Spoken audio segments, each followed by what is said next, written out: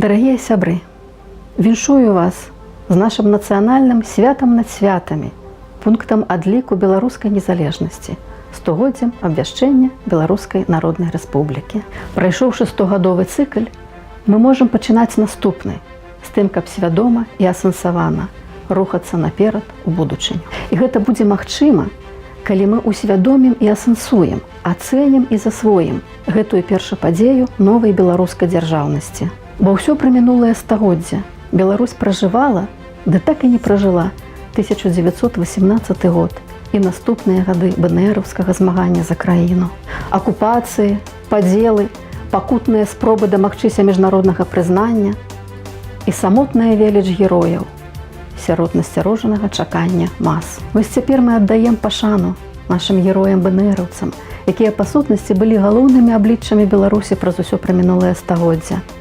Не ўсё паміж імі было гладка, але нам яны ўсе дарагія. Роман Скірмунд і Язэп Варонка, геніальны Вацлаў Ластоўскі і Александр Цвікевіч, Сымон Рак-Міхайлоўскі і Клаўдыюш Душ-Душэўскі, аўтар бел-чырвона-белага сцяга. У нашай свядомасці яны ўсе побач. Вайскоўцы, Кіпрыян Кандратовіч, Кастусь Езавітаў, Франц Кушаль і святары, якія неслі слова Божае беларускаму народу на беларускай мове. І сярод іх Вінцэнт Гандлеўскі, Адам Станкевіч, якія яшчэ спрабавалі ўвасобіць на беларускую мову Біблію, асноўны тэкст нашай цывілізацыі. А разам з імі і аўтар першага поўнага перакладу Бібліі на беларускую мову доктар Янка Станкевіч.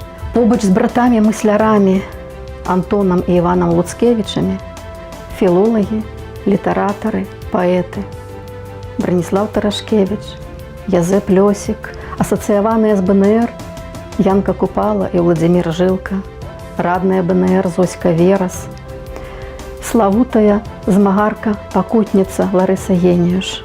І, канешне, Краўцоў Макар, які падараваў нам словы для духаўздымальнага гімну «Мы выйдзем шчыльнымі радамі», які цягам усяго стагоддзя яднаў вольналюбных беларусаў.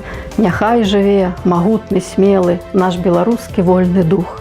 Штандар наш бел-чырвона-белы пакрый сабой народны рух. Святкуйма разам нашых герояў, каб нам разам кіраваць сваім лёсам наступныя шчаслівыя 100 гадоў беларускай будучыні. Жыве Беларусь!